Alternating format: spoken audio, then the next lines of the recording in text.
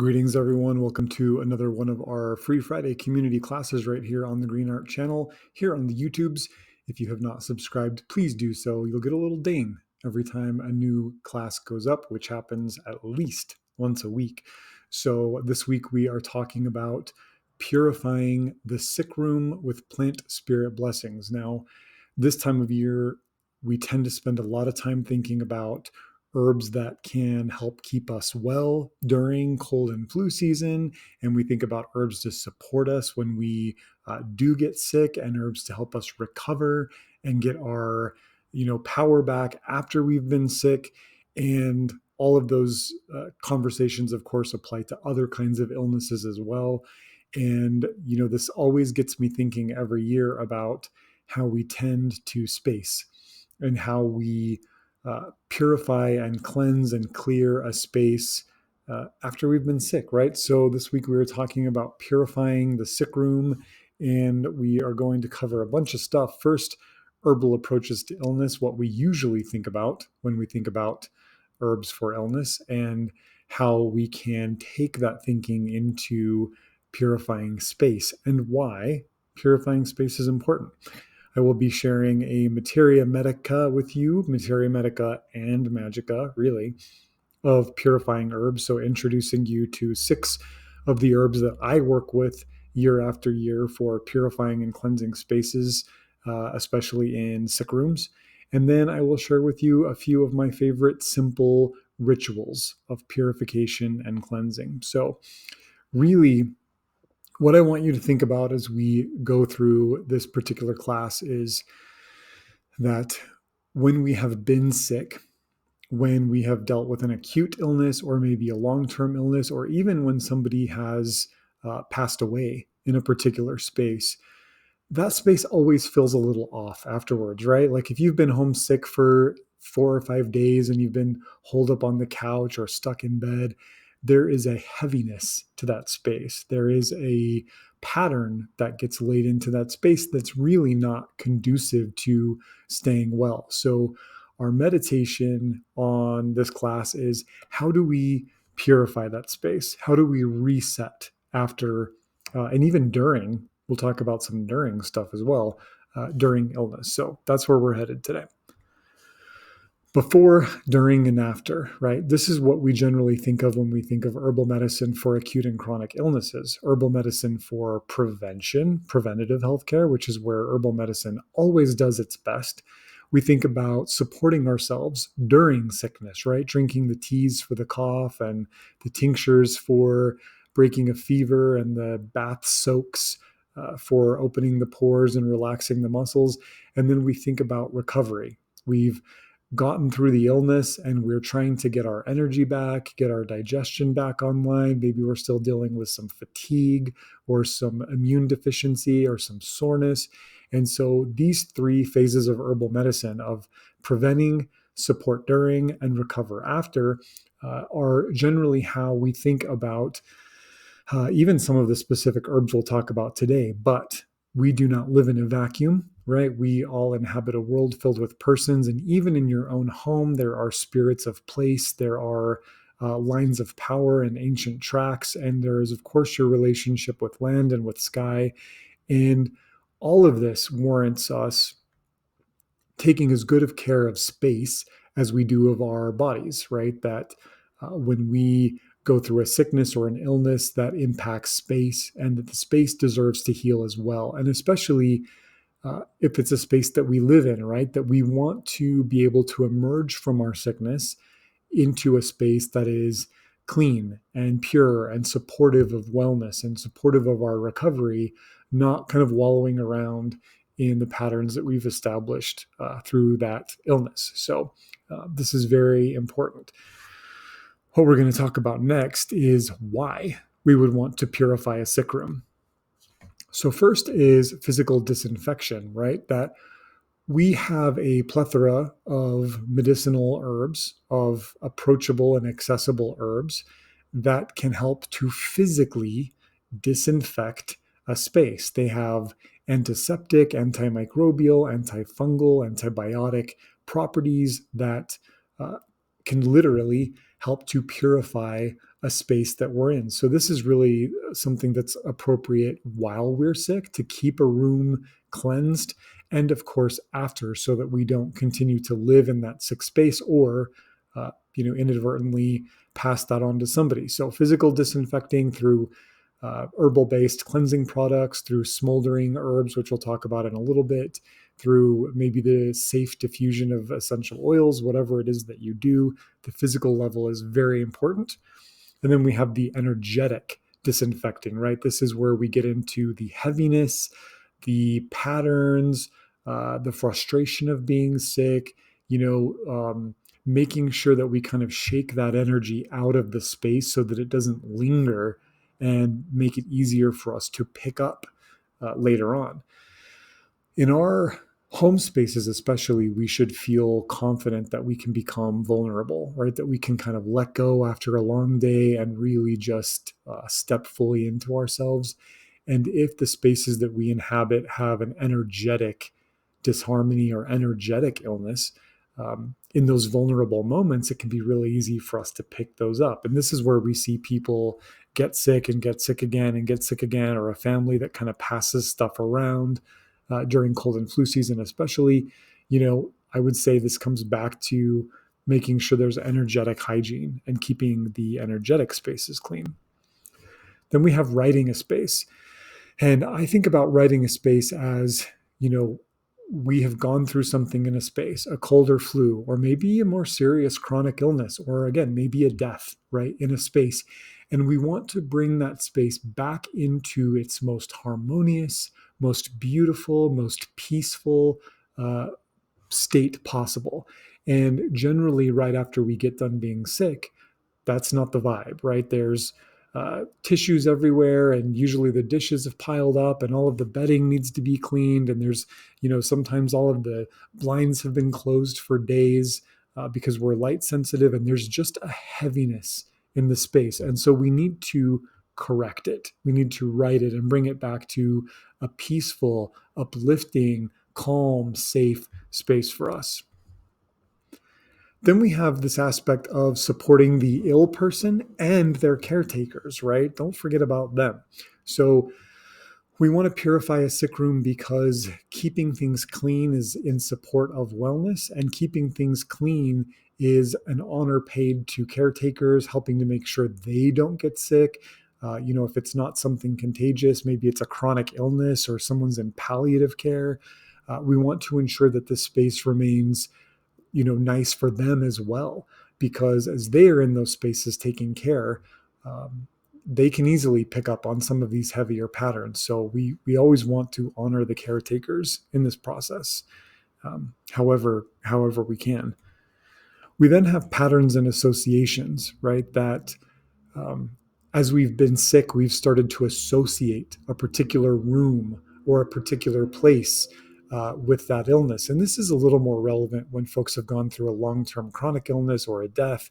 And we want to give ourselves the opportunity to just wipe the slate clean, right? Just hit the reset button a little bit and give that space an opportunity to be something different, to return to its most harmonious expression.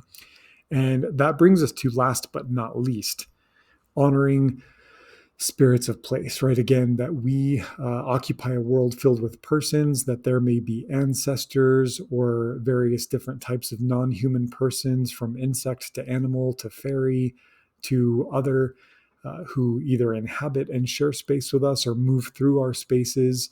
And this purifying of the sick room idea, to me, is also a way to acknowledge the way that our presence affects those people, and that our time of illness affects those people, or that the opening of the gates, if somebody passed away, affects those other persons. And so we purify the space as an acknowledgement of honor to them, to say we are aware that you are also here, that our presence also influences and affects your life. And so we clean up after ourselves, right, as a way to honor them and to open up the ways between us. So there are some reasons why we want to do this. And now we're going to get into who can help us do that with 6 individual herbs. Not an exhaustive list by any means, but these are the 6 that I work with year after year. So Our Materia medica slash magica will cover lavender, hyssop, juniper, echinacea, sage, and thyme. And we may be working with these herbs in some unexpected ways, so stay tuned for that. And I also find it very important to work with herbs in this way that are accessible, that are bioregional, that you can garden, that you can grow in a pot, that you can have a close relationship with, that you can pick up at the farmer's market and keep on hand, right? There is no reason for us to be ever supporting exporting herbs out of the rainforest, or needing herbs to be sulfured and irradiated to come from a different country to our country. And you know I love all those herbs too, and I love learning about them, and there are some that I would certainly work with. But when it comes to this everyday kind of relationship that we want to have with plants, we need to have a relationship with the plants who grow where we grow, right? Who live where we live. We want to be able to uh, step outside our door and have one or two of these six plants available to us. This is really the key to working a plant spirit path and being in right relationship with plant spirits. So with that, let's get into talk about some plants. We're going to start with my favorite, lavender. And there is no shortage of lore around lavender relating to being a sick room purifier, a specific herb for bringing into the sick rooms. And so for this class, we invoke lavender as the spirit of cleansing. Keep in mind the etymology here, that the name lavender, lavand, uh, shares its linguistic relations with all kinds of other Indo-European words that mean to clean, lavanda, lavar, right? So lavender has always been seen as an herb of cleansing, of purification, of washing away. And I can even share something.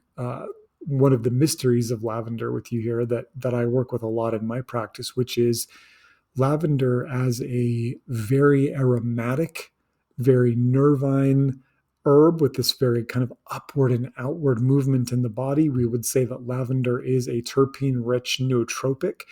And nootropic herbs work in a variety of different ways, but lavender specifically in my practice has taught me that we can connect with them to cleanse out old patterns in the mind, to create brain plasticity and mental plasticity so that we can let go of patterns that we no longer wish to associate with, to cleanse ourselves of those patterns, and then to create space for new, healthier, more harmonious patterns to be laid in. So lavender has a long history of being an herbal ally that folks have turned to cleanse a space, to cleanse the self. And I know that lavender has unfortunately in the modern era been pigeonholed into an essential oil for calming, right? And lavender certainly has calming virtues, but there is so much more. And really, when you get into the extant plant lore, you will see lavender extolled as a cleansing herb far more than you will anything else that we think about for lavender. So, very specific ways that we want to work with lavender, which we will cover in the next section. But here is a beautiful, fragrant, accessible plant that you can work with for purifying the sick room. It's very cool. Next, we have Hyssop, Hyssopus officinalis, Hyssop. And this particular plant in our conversation today, we will invoke as the spirit of sin eating. When we look at the folklore around hyssop, we see time and time again this plant worked with and invoked to help purify on a deep spiritual level, to take that which is not of the person or that which is against the person's nature and relieve it. On the medicinal level, of course, we work with hyssop to purify the tissues of the upper respiratory tract, to clear out lingering infections, to clear out heat, to clear out patterns of recurring problem in the throat and the sinuses and the upper lung areas. But we also think about hyssop in their more ritual magico traditions, where we see them worked with all the time to purify a person of their sin, right? To purify a space of sin. And we have to remove the concept of sin here from its common, very Christian connotations. When we talk about sin eating and sin in plant spirit work, we talk about that which goes against the self, that which prevents the flow of love within the self. So sin is um, not something that we are punished for, but something we are being punished by, right? That we are the things that we do to block up the flow of love, the flow of vital force, the flow of harmony within ourselves. And usually, sin is more often than not things we do against ourselves, far more often than it's something we do against someone else, right? So, hyssop is really powerful at purifying that heaviness. So, when there's maybe some uh, lack of flow of love, which is often the case behind chronic illness, this is an herb that I would want to bring in to purify that space and to purify the person as well. One of my favorites, Juniper, Juniperus. So many Juniperus communis, Juniperus osteosperma, many different Juniperuses that we work with externally only for this particular plant. And here we invoke Juniper as the spirit of auspicious space, right? That when we are under the canopy of Juniper, we are in an auspicious sacred space. There are stories all throughout the folklore of the world around Juniper that one can take shelter of Juniper and be protected, that when one is sitting under Juniper, no ill can come to them, and that when Juniper is smoldered or brought into the home or hung as a bundle, that space becomes sacred space or auspicious space. So we bring Juniper in a variety of ways to the sick room in order to return that space to its rightness, right? Return it to a sacred, safe, and calm space. And Juniper is exceptional at doing this. Really, we could sidebar here and I could say, anytime something happens in a space that creates upset, maybe there was an argument or some kind of thing, or there's a lot of accidents happening in a space, or maybe you're moving into a new home or setting up an altar in a room for the first time.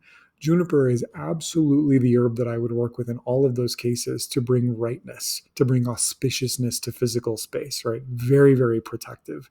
I have an entire video on my YouTube channel here just about Juniper, where we go into some of the mysteries of how and why Juniper acts as an auspicious space creator. So go watch that video if you're interested.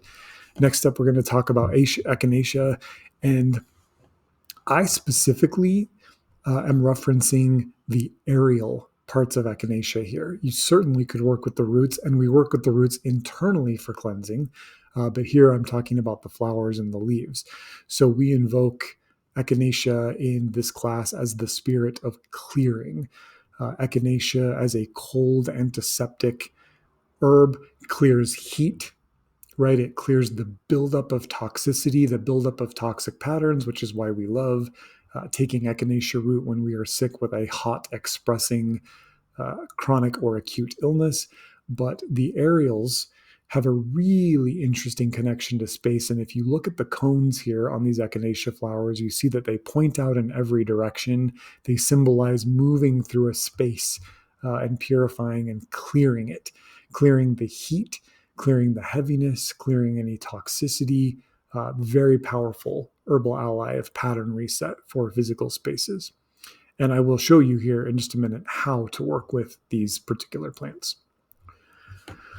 We have, of course, sage, Salvia officinalis. This is common garden sage, and we know sage as one of our primary accessible Western diaphoretic herbs, right? Diaphoretic herbs are herbs that relax the exterior of the body and open up the pores. And sometimes we're opening up the pores to release heat or toxicity from the body. Sometimes we're opening up the pores to allow a fever to break or to cleanse the blood or the lymph. So in this case, we are invoking sage as the spirit of open windows, right? That sage, just as they open up the pores of the body, they will open up the windows and the pores of a space and allow all of the toxicity, the illness, the disharmony within to be pushed out as part of a cleansing. And I'm going to give you something very specific about this here in the next section. So sage This particular sage, um, very effective for cleansing space, for cleansing people. We conflate Salvia officinalis with the all other sage, Salvia apiana, white sage or ceremonial sage, but they are not the same plants, and they are not necessarily interchangeable. But this type of sage, very accessible, very safe to use. Last, I want to talk about thyme, Thymus vulgaris. And thyme is one of my favorite antiseptic herbs, especially for the respiratory system, where we tend to get most of those seasonal cold and flu illnesses dropping into the body. And so here we invoke thyme as the spirit of purifying fire. Thyme is a fiery, spicy, energetically hot herb.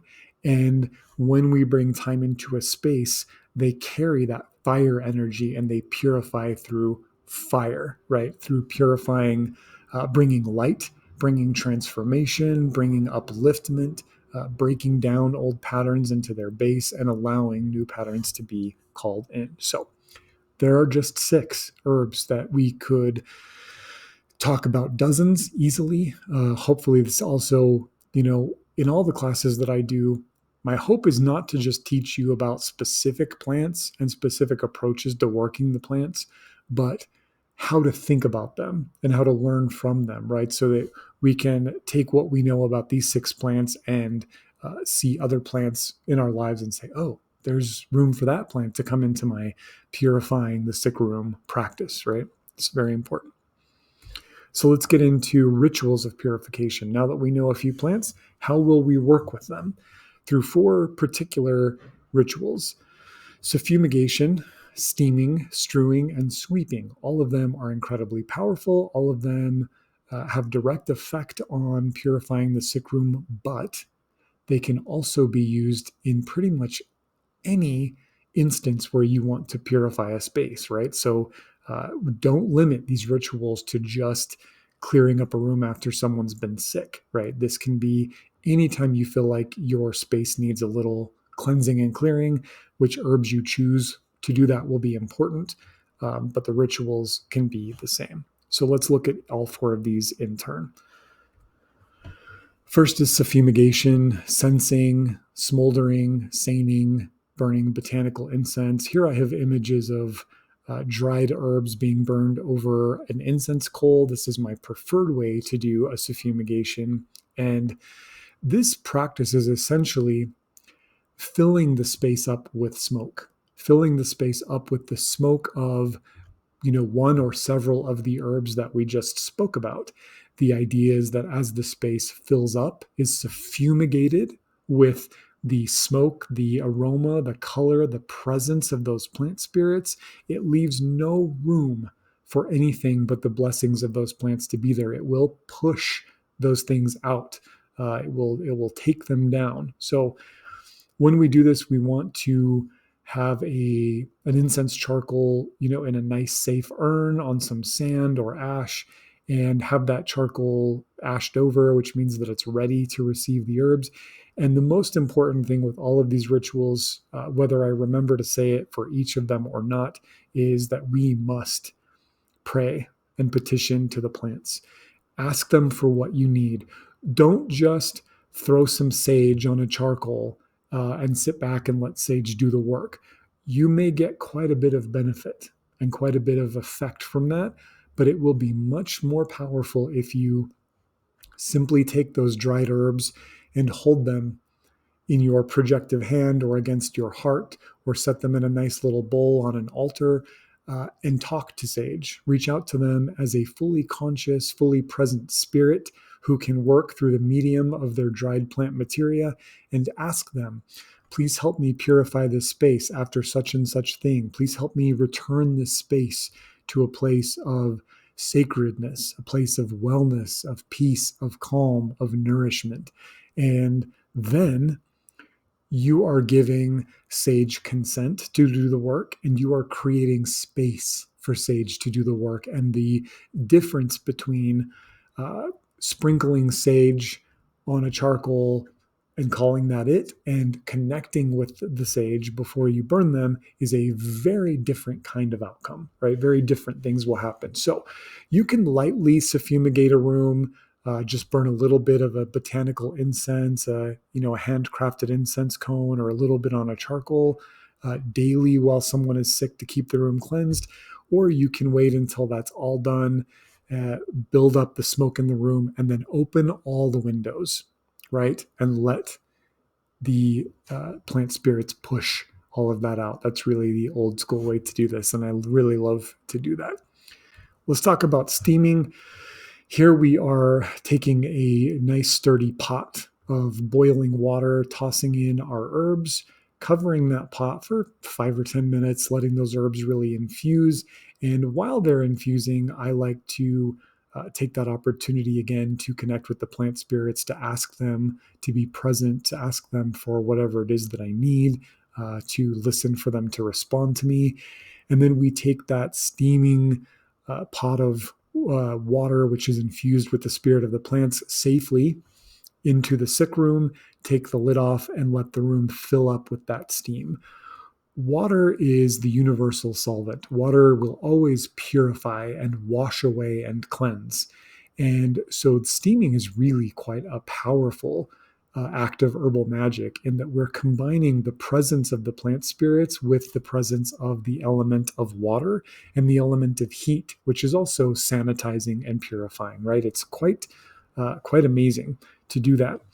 Something that you can add to this particular practice is that while the steam is billowing up from the pot and all of the fragrances there, and maybe you are even lucky enough to see some of the faces of the plant spirits emerging in the steam as you gaze upon it, is that we allow the steam to become the druid's mist. We allow it to become a liminal gateway. And so while that steam is rising and filling the room, instead of just sitting there, again, we should always be part of the process, always meet the herbs halfway. Visualize, imagine, make believe, pretend, feel, conceptualize what you would like that space to feel like when the steam clears, right? Imagine the space with levity and brightness and a sense of calm and peace and everything nice and pure, right? Everything very nourishing.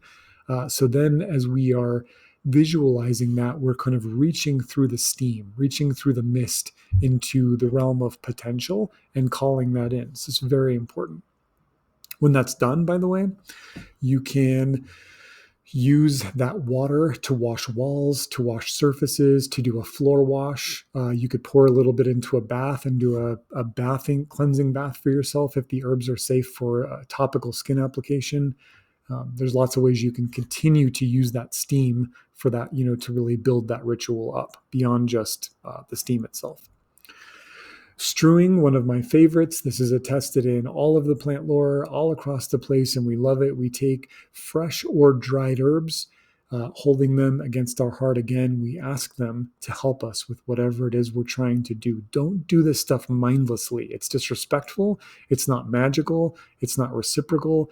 And when you do this stuff mindlessly, because the book said to, or because the class said to, you are not giving love-based consent to the plants, so they are more limited in what they're able to do, and you are not creating energetic space in your life for them to come in and do what they want to do. So ask them, pray to them, connect with them. So we hold the fresh or the dried herbs, and we ask them for what we need. And this is very fun. This is one you can get the kids involved in. You go and sort of respectfully toss the herbs all over the room, right? All over, mostly just the floors. And once they're all everywhere, right? Ideally, you're doing some fragrant herbs too, like the lavender, sage, very lovely. You sit in that room. I like to do it by candlelight, and I visualize or experience those plants soaking up, sucking up all of the illness, all of the darkness, all of the heaviness from the room. And then when I feel like that's been accomplished and the room kind of takes on a different kind of levity, I sweep all of that up, sweep it out the door, sweep it out the front door, sweep it into a compost bin, go turn it into the garden, return it into the earth, throw it in a dumpster if you have to, respectfully. But here we are working with herbs as little sponges, right? Asking them to soak up and absorb. And this is one aspect of something we'll build on in the next ritual, which is sweeping.